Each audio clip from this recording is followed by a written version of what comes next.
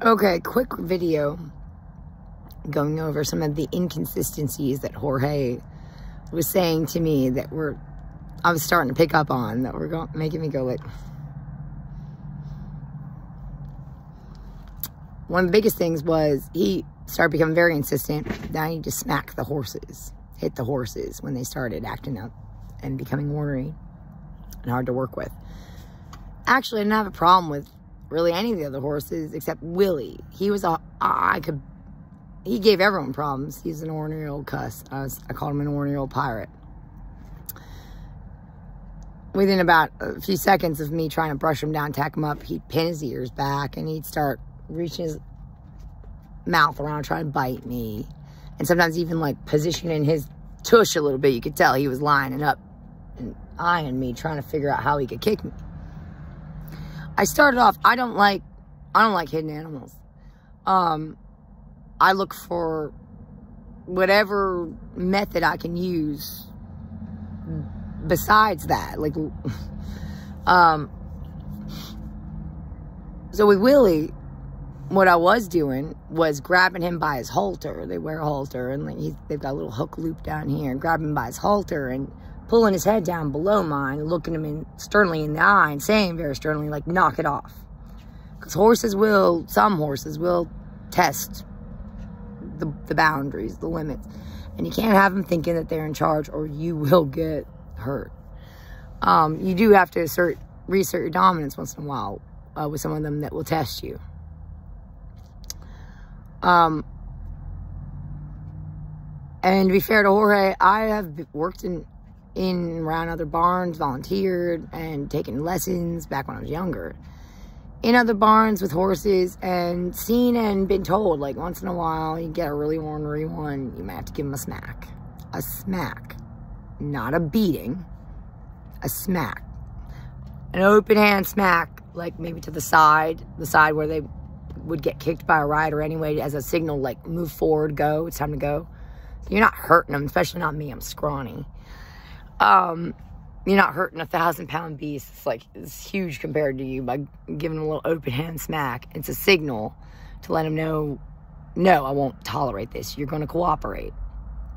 Otherwise, they really will try to walk all over you, and literally they could, and you could end up dead.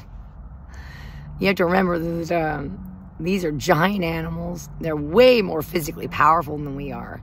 We're essentially tricking them into letting us ride around on their backs. I don't condone abuse of animals, but I have seen the circumstances with certain animals where it might be necessary to give them a smack, not a beating. But I'm still hesitant to even do it to begin with. It makes me upset to do it. So I try every other method I can, and it was Jorge's insistence. Like, literally at one point, I was tacking up Willie. I remember we just recently brought him in from quarantine. We had 3 horses outside because they had a case of strangles before I even came on the job. And they had 3 horses in the pens outside, quarantined away from the rest. Willie's one of them.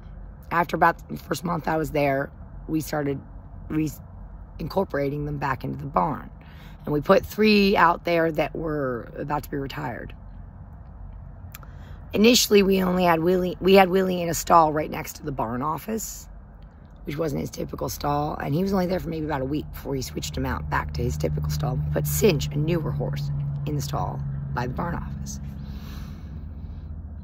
So it was during that time period, though, before Willie switched his stalls, that about a week he was by the barn office, that I remember I was tacking him. I was starting to tack him up. I was starting to brush him down. And Jorge was behind me in the barn, tacking up another horse. And Willie started getting, like every 2 to 3 minutes that I would start tacking him up. And I was told by many people, look out for Willie. He's an ornery old cuss. He is an ornery old pirate. So he was pulling his nonsense, and he was pinning back his ears, and he was reaching around trying to give me bites. And I was doing that method. I was like grabbing him by his halter, lowering his head down below my head, looking him in the eye, and sternly saying, like, knock it off. And it might buy me a little bit of time. Jorge lost his patience with me doing that pretty quickly. And I remember he stopped from tacking up the horse behind me and came up behind me and was actually like scolding me. Like he was like hardcore, like kind of almost yelling, not quite, but like, Cat, if you don't do what I tell you to do, I won't let you tack up the horses and I won't let you work in the barn. And I was confused at first because I didn't know what I was doing wrong. I was like, what am I not doing? He said, I tell you, if I'm sorry, I'm bad at doing the Spanglish accent. You know, I tell you, if the horses are bad, you hit them.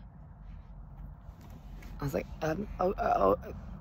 okay, I mean, and, I started giving little underhanded smacks to, like, their side.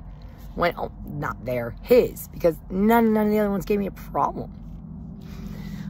Willie did once in a while, and as for Jorge, I saw him smacking them, a bunch of them, pretty regularly. I never felt the need to smack any of the others, that I can recall, but Willie, and I would try to avoid having to tackle Willie up. If I could leave it for Jorge to do, I would, and then try to do the others.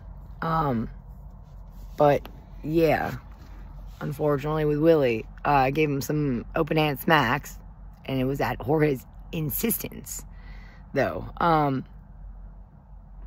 or I wouldn't be able to work there. But then, at other times, he would say, yeah, if Jeremy or David see you hitting the horses, they don't like that, and they'll fire you. And it's like, sorry, what? Why are you telling me I have to smack the horses? And the actual barn manager and the owner of the horses don't want that. What? But I'm not allowed to work in the barn under you if I don't do it. What? He said that. He said that Jeremy fired one lady or somebody out on the beach or something because he was hitting the horse. And there was another time he said, like David had done something about somebody hitting a horse. And it's just like, why are you telling me to smack the horses?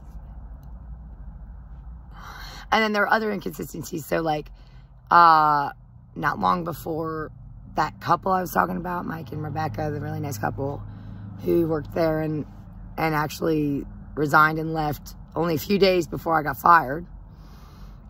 Not long before they left, Jorge was telling me if I needed any extra work, I should go to Mike. And like if I wanted any extra hours, I should go to Mike and ask him if he had any projects or anything for me to work on. Because he said Mike was flush with work. He had more work than he knew what to do with. Yeah, well, the day Mike left, he said he wasn't getting enough hours. That was one of the reasons he left. He needed to provide for his family. And they were promised a certain amount of hours, and they just weren't getting them. So it's just like, and honestly, at this point, I'm more inclined to believe Mike than Jorge. Like, Mike and Rebecca seem like very straightforward people. No nonsense, just we do our work, we take care of our family. That's that. Honest, like, responsible, they're accountable for themselves, so on and so forth. Other inconsistencies. Oh, yeah. Shania, I think I already posted a video, a little short video. There'll be more on that recently. Shania, the one with the horse with the open gash on her ankle. One of Jorge's home remedies for healing that was we just need to take her out to the beach and walk her in the salt water. Salt water's good for salt water, fix it, salt water. And he would even have me sometimes go out on rides on her and have me go out of the way off the ride and take her through salt water so that her ankle would get salt water on it and help it heal up. Yeah, well, then on one of the rides, on one of the water crossing rides, because there's like a big, it's out on the beach and it's salt water on the ocean, but then there's like a marsh canal, big wide one that's pretty shallow. It only gets to be about 6 feet, but it depends on the tide. Other than that, it's lower even. That we take, for the 90-minute rides, we take the horses across. Well, we had 3 new horses in that were still being trained up and taught the routine and everything. One of them was Butterscotch, and I took Butterscotch out, and in the middle of the water, on the water crossing, on the way back, something like brushed up against him or whatever in the water, and he freaked out and started pushing me. Well, I started feeling myself going off to the side. And I was trying to hold on to keep myself from going off. And I felt like it was pulling him down. I was like, better I just go down by myself than the horse come down on top of me too. So I kind of let go, even let myself go down in the water, which was not fun because it's winter. And even North Carolina, Outer Banks, winter water, it's freaking freezing. And it was the evening ride. And then it was about another 45-minute ride back along the beach, soaking wet and freezing cold on the back of that horse. Well, when we got back to the barn, Jorge's telling me, oh, well, I immediately dismounted. I was like the first person to dismount. I told Quinn, the 16-year-old boy who works at the barn a bit after school, he was waiting out there to help bring in horses and dismount people, help people dismount on the mountain block. I called the Quinn, like, no, you need to come get butterscotch first because I need to get off and I need to go right to my RV and get out of these wet clothes. I'm going to die of hypothermia or something. So I was like the first person to dismount, and I booked it to my RV a few yards away, changed out of my clothes, got back to the barn as soon as I could. And when I did, Jorge was like, did you get a shower or anything? I was like, no, I didn't think there was time to shower. I just stripped off my wet clothes, threw on some dry clothes, and came back over as quick as I could to help with what was left to do in the barn for the evening. We still had to give him dinner and all that. Dinner typically follows the evening ride. And mucking stalls and all that. And I was like, no. And he was like, you should shower. Like, that water's dirty. I was like, first of all, again, it's way cleaner than New Jersey ocean water. I was very impressed with the cleanliness of it.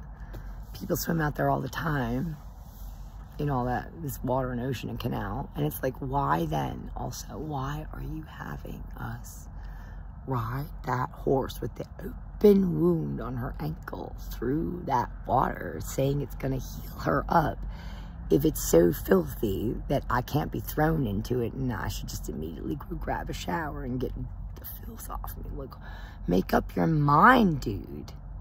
Is it filthy water? Is it good water for healing you up? What? And I feel like, oh my gosh, there was like at least one or two more inconsistent things that he said that are now escaping me.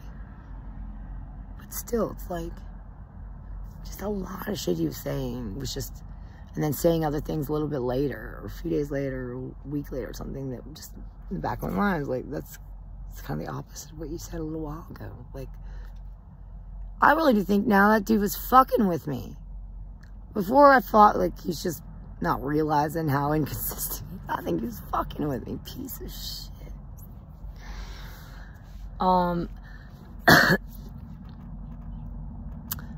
Next little short video I'm gonna make, talking about David Saint Singh lying to my face, and I can prove it with common sense. Lied to my face on the day he was firing me. Lied to me right out by the dumpsters by the barn. So, that's the next video. Bye.